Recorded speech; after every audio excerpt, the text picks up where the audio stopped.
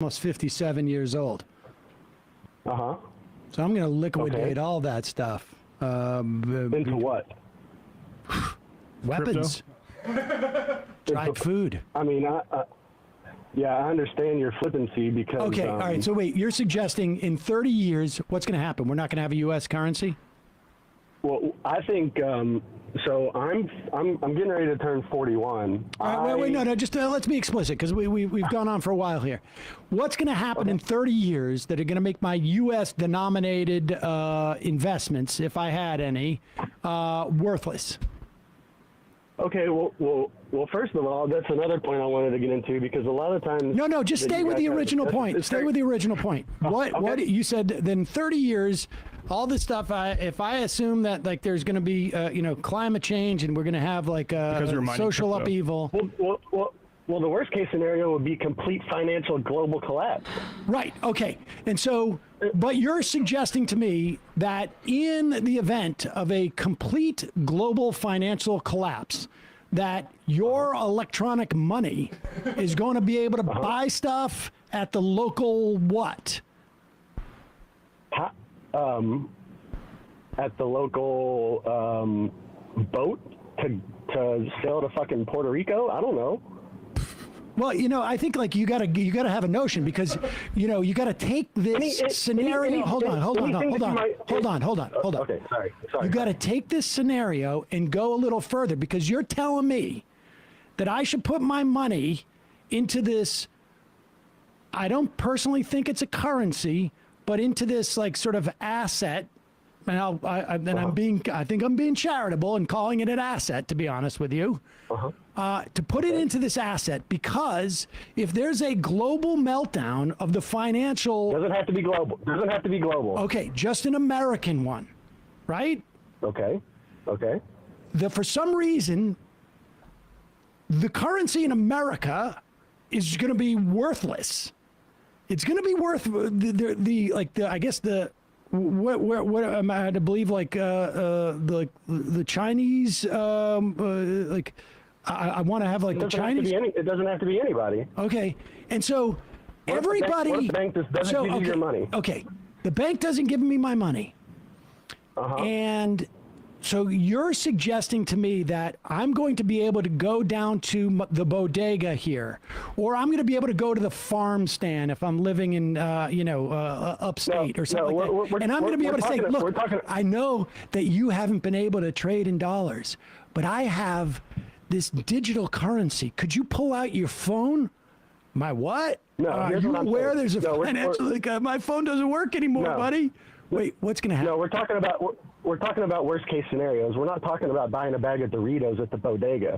What if you go down to Long Island and there's someone with a flight to Portugal and they won't take American dollars? How are you going to pay for it if you have to get out of the country with your daughter? Why do I need to get out of the country with my daughter? Why is Portugal going to be better when this climate crisis hits? What if half the eastern seaboard is on fire or underwater? I think we'll have bigger problems. Half the eastern seaboard is. I'm just going to be clear on this. Half the eastern seaboard is on fire. And so wait, I'm going inland now to find some rogue airstrip, right? And you're going to fly me to where? I think maybe you just have a lack of an imagination. You're getting. Well, we deal in reality, my man. I have an imagination, but I'm just trying to fit. Like, okay, I'm imagining a world where half the eastern seaboard is on fire, and you're telling me that I'm going to take a plane to Portugal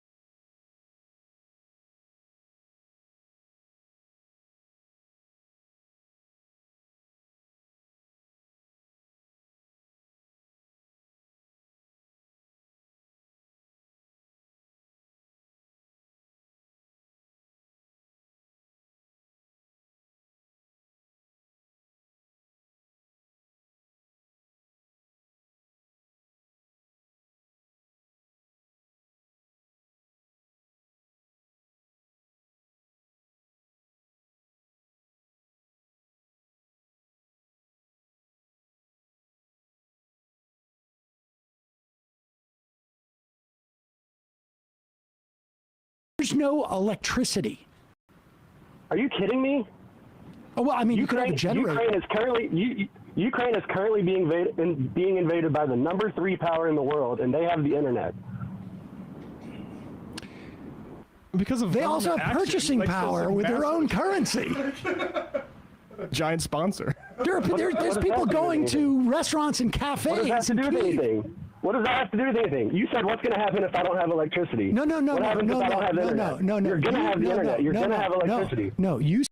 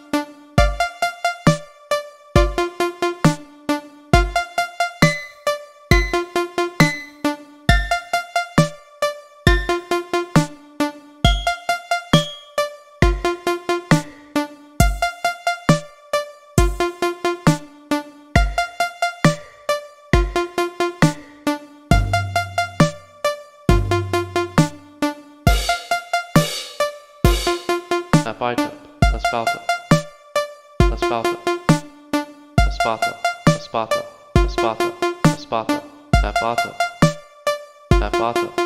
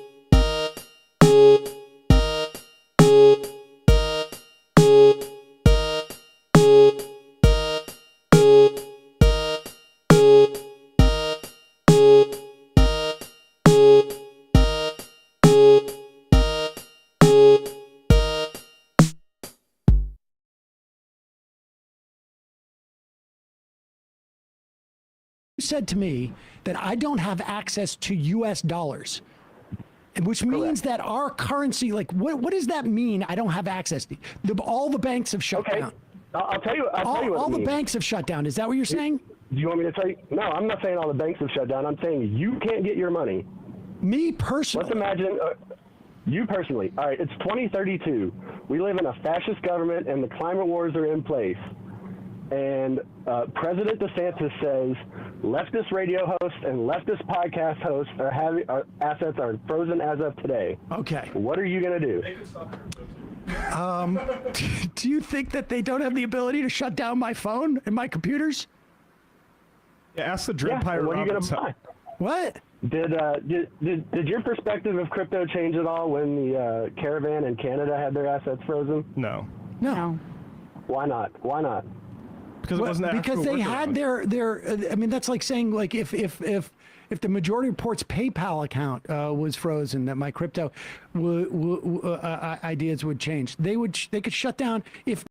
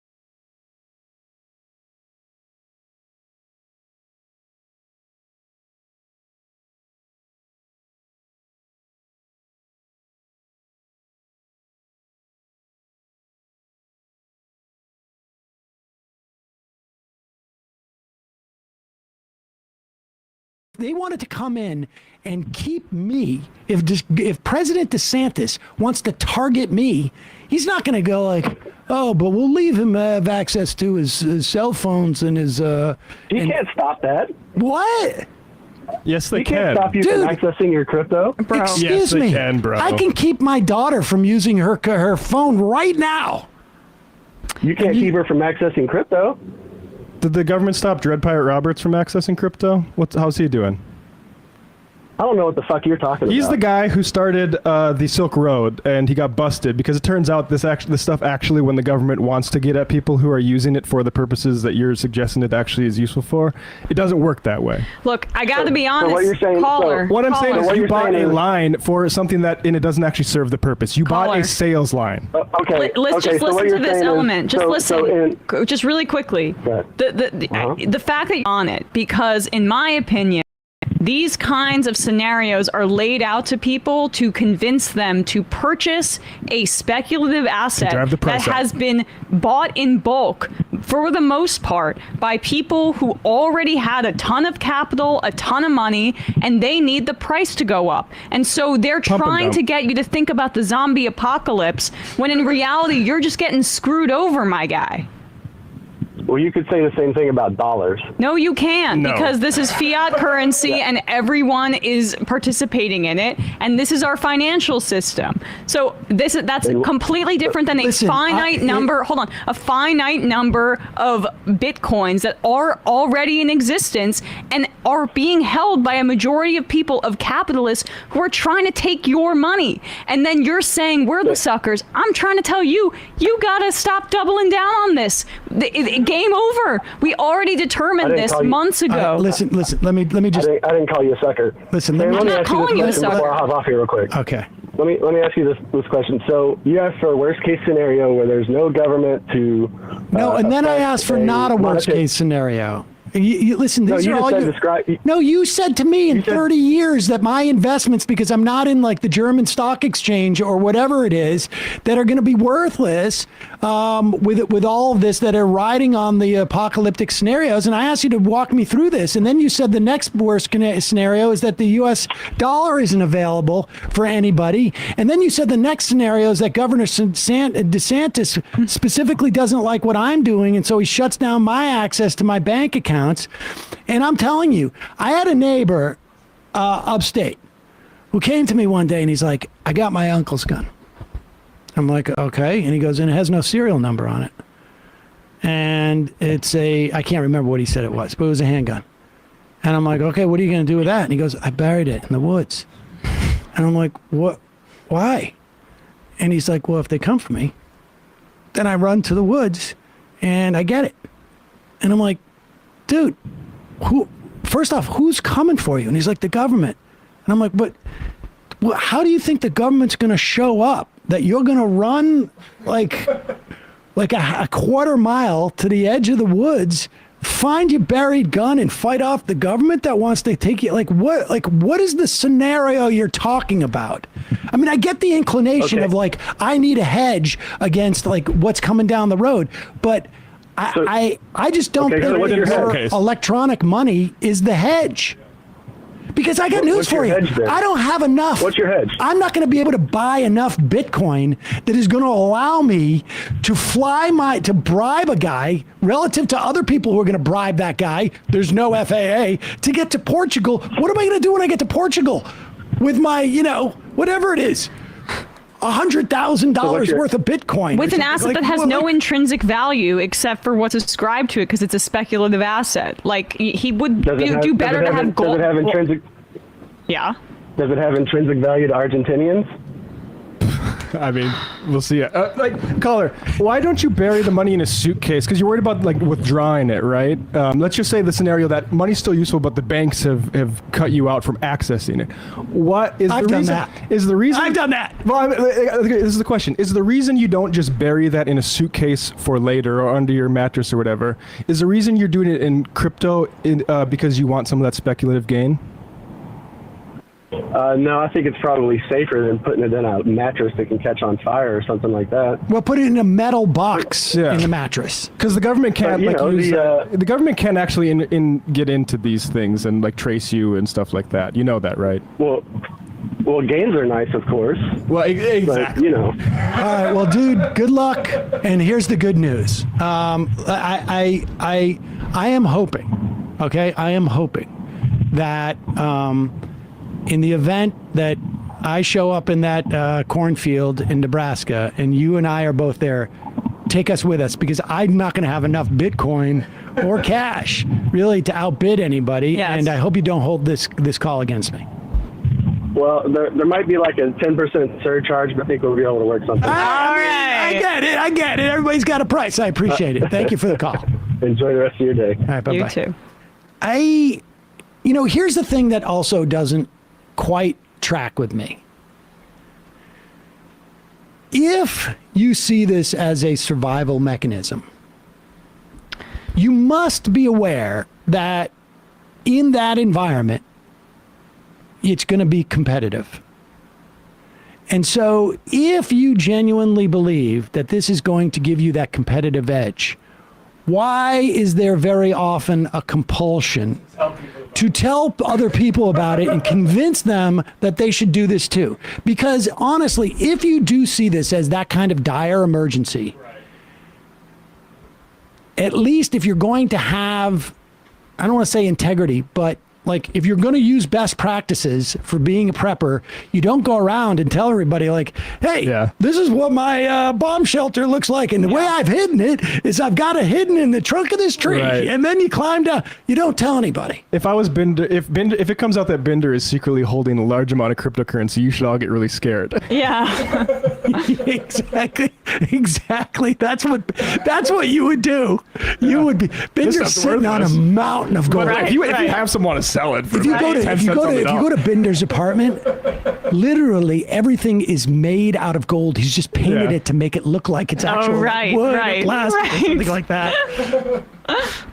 Oh boy, that was not the call I expected. But I did say like now I'm afraid at the beginning of that call. Do you remember? Oh, I think it was very clear where that was going. Yeah. This is a philosophical thing, right? And as a socialist and not a libertarian, I don't think money should be privately controlled. I think it should be publicly controlled. Yeah, And that is there we just a go. fundamental Without issue. a doubt.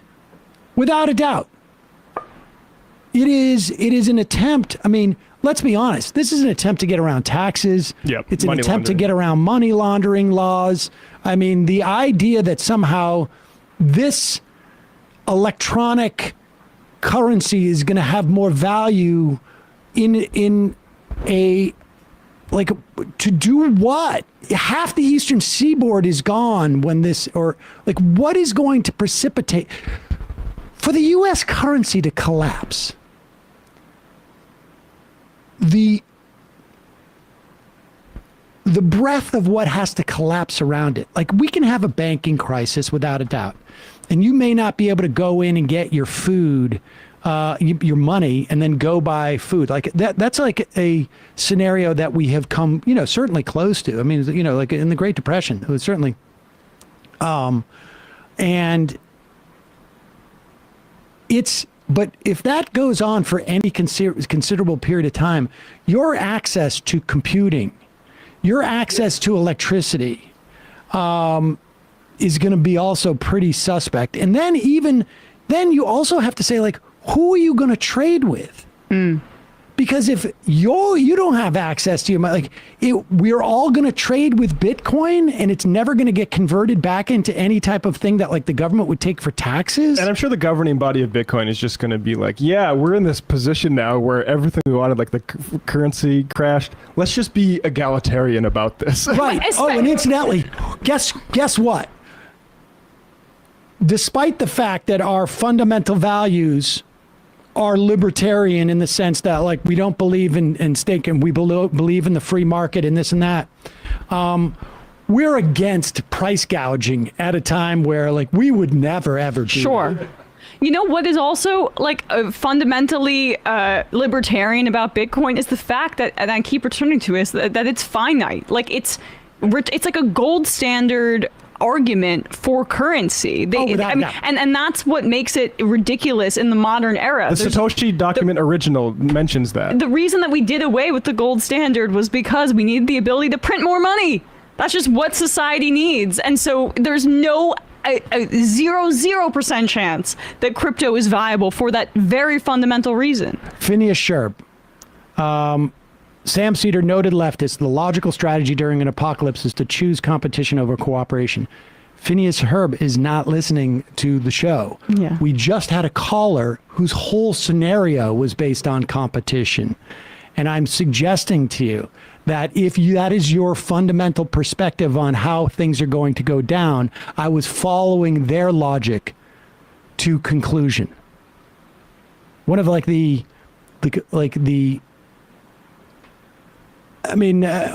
I'm probably more so in the past than, as we get closer to electoral politics and things change, and it's also a function of books. But like a lot of what we've espoused on the show is like developing ideas for in the event that there are changes in our society, whether they are catastrophic or not, that allow for a different sort of way in which we are organized.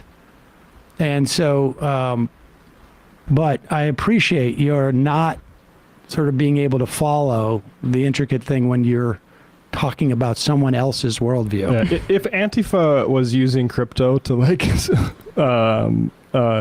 fund their activities across, if there's an that stuff would be, you'd be charged with racketeering so fast. Like, Oh, yeah. Right.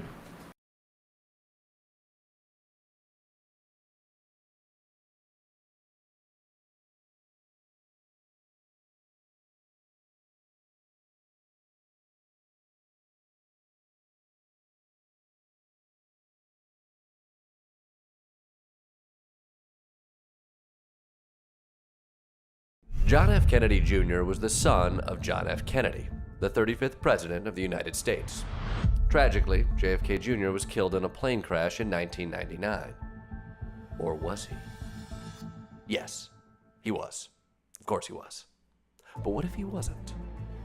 What if he were about to re-emerge as the vice president of Donald Trump, who, by the way, is still the president? Sound crazy? It is.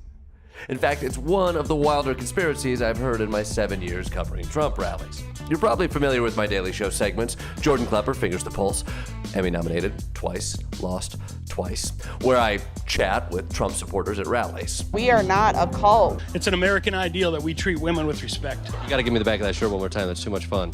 Trump that bitch! We don't even see the irony in it. And if you're into conspiracy theories, then there's nothing that comes close to a Trump rally. What's on your back? Q flag. QAnon. One of those crazy people. Joseph Biden and Kamala are not legitimate. Was it Q's whole thing that Trump would be reinstated as president? Never left. If you go online, there's a whole list of pedophile symbols. Really? Yes. It's like Woodstock, except everyone there thinks Jimi Hendrix is a hologram. Well, normally, when one of these conspiracy theories comes up, I respond and move past it, because we're shooting a piece for TV and we have to stay somewhat focused. But this is a podcast, and we don't have to stay focused at all. So, I'm finally diving into some of the most incredible conspiracy theories that have been pitched to me at Trump rallies by America's most imaginative minds. This is Jordan Klepper Fingers the Conspiracy, an all-new limited series podcast for The Daily Show. So, folks, come on down from your grassy knolls and let's dig in. Let's talk about John F. Kennedy Jr. But to help me do that, I want to bring in our first guest, Will Sommer. Will's a politics reporter for the Daily Beast, and he's got a book coming out in February called Trust the Plan: The Rise of QAnon and the Conspiracy That Unhinged America. Will, welcome to Jordan Klepper Fingers the Conspiracy. I'm excited to have you on. You are here to help me walk through and understand what is going on in this world of John F. Kennedy Jr. And I will say this, I go out on the road and I start hearing people talking about JFK Jr. And initially I'm thinking, oh, they're talking about JFK. There's a long history of conspiracies with JFK. And then I'm putting together that it's JFK Jr. And then I start to see signs up. I start to see bumper stickers that have him as vice presidential candidate to Donald Trump. And then a month or so back, I go to a rally in the Midwest and I'm hearing sweet old grandmothers talk about John F. Kennedy Jr. and I can't make heads or tails of it. Can you set out a little bit of where this began? What do we need to know? Sure. So, I mean, this is really bizarre, as you noted. I mean, the origins of this are within QAnon. Of course, there was this figure Q who was giving these anonymous clues. And then at one point in 2018, Q sort of vanished for a month on the forums where the clues came out. And then someone named R shows up and starts saying, all of this is really about JFK Jr. And so that's kind of where it begins. And eventually Q comes back and kind of says like, this JFK Jr. stuff's garbage. What have you been tricking all my people? But the JFK Jr. stuff really starts there with this idea that JFK Jr. faked his death to take on the deep state and help Donald Trump sort of bring about this sort of QAnon utopia. There's a conspiracy inside the conspiracy. It's a conspiracy turducken right now. Exactly. Yeah, it's sort of a splinter faction, and you get this situation where like the mainline QAnon people will often be like, oh my god, like I believe all this Pizzagate stuff, I believe this about Hillary Clinton, but these JFK Jr. people are embarrassing us. They just believe totally stupid stuff. That's the dynamic you want there, where you're like, oh my god, can we just go back to serious things like talking about how the Democrats drink baby's blood and all this JFK Jr. stuff? We're losing credibility, people. We're losing credibility. Put your tinfoil hats back on and let's march. Yeah, I mean, basically they're saying, these JFK Jr. people are almost like a government op meant to embarrass QAnon. But really this belief in JFK Jr. has persisted ever since. So what was ours intention in this situation? Like initially that JFK Jr. one is alive, so perhaps he faked his death, and two, he's aligning himself with Donald Trump. It feels like there's 4 steps there that I'm having a hard time connecting. Why JFK Jr.? And let's start with why he's alive and why that should matter. Sure. So the arc that is presented by R, and I want to point out here that R is the letter after Q, and so that's sort of the explanation for that. Is it? Or is it, Will? Your mainstream elitist alphabet says it's the letter after Q, but I only if you're moving forward through time, but that's a whole nother podcast. Exactly. So the sort of the story that's laid out is that John F. Kennedy, the father, is killed by the deep state, in 1963. JFK Jr. sees this and says, oh man, the deep state might come for me and I want to get revenge on them for murdering my father. And so for years he builds up this relationship with Donald Trump, because they were both sort of these New York socialite figures. There are pictures of them together. And so this is used to suggest that they were like best buddies. Then in this storyline, JFK Jr. fakes his death in this plane crash to sort of go undercover and sort of lay the groundwork for the QAnon journey and eventually emerge. For a while, they thought he was going to replace Mike Pence in 2020 on the ticket, sure, and that he would sort of kind of help Trump and sort of get this final revenge on the deep state. So in this world, they see JFK Jr. as faking his own death to exist undercover and wait for the right time, still maintaining a relationship with Donald Trump throughout all of this, or did Donald Trump just come about and become sort of an avatar for JFK Jr.'s ascension? Yeah, that's a great question. I mean, a lot of it is a little contradictory and not super thought out. That might surprise you, I know. But basically, the idea is that, back in the 90s or the 80s, they kind of cut this deal and they said, Donald Trump said, man, this stuff is really messed up, and JFK Jr. said, tell me about it. They shot my dad. And so then they sort of teamed up and JFK Jr. went into hiding. Tell me about it. They shot my dad. Oh, wow. Yeah, you're right. This is messed up. Let me run for president a few decades from now and make this thing happen. You're helping me connect that circle, if it's a circle. What I'm confused about, I go out there, JFK, famously not a Republican. John F. Kennedy Jr., at least from my perspective, New York, elite, not political, but somebody who is a magazine magnate and Seinfeld character. Doesn't exactly match up as the type of person that this often far-right group would align themselves with. Why do they see this potential in somebody who's so outside of the norm? I think that's a great question. And what is the emotional resonance of JFK Jr.? Why is it JFK Jr. they fixate on rather than another celebrity who died in the 90s? So I think the answer to it is that when we think about the QAnon believer, and I think in particular the people who go for the JFK Jr. stuff, they're usually baby boomers. And I think the JFK assassination had a huge sort of emotional impact on them. And I think also JFK Jr. was sort of seen as this very like prominent baby boomer, sort of an avatar of his generation.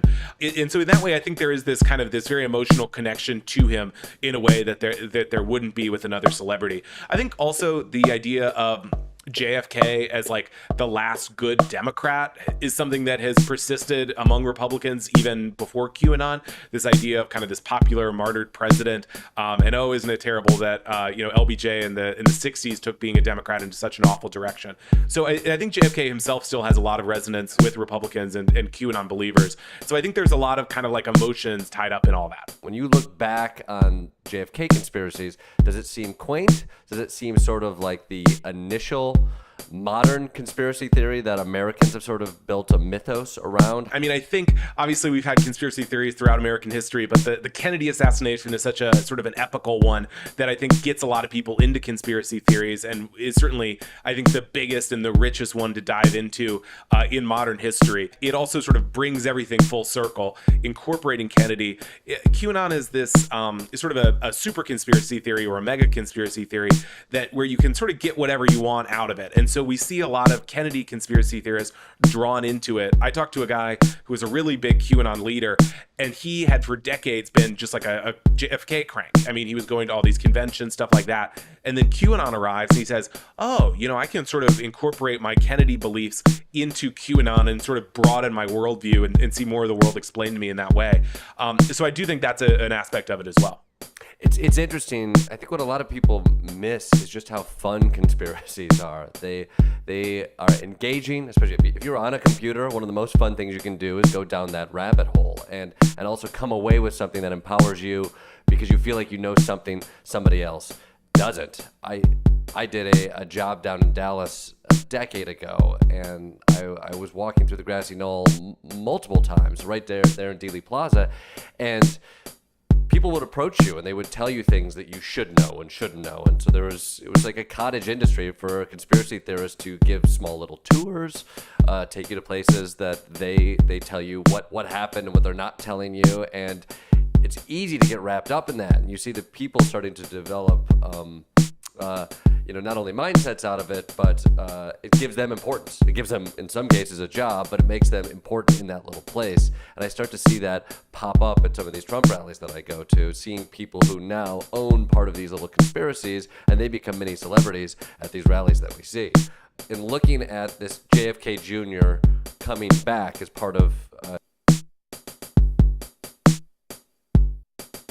I think this did start off... Pixie Girl with the ear...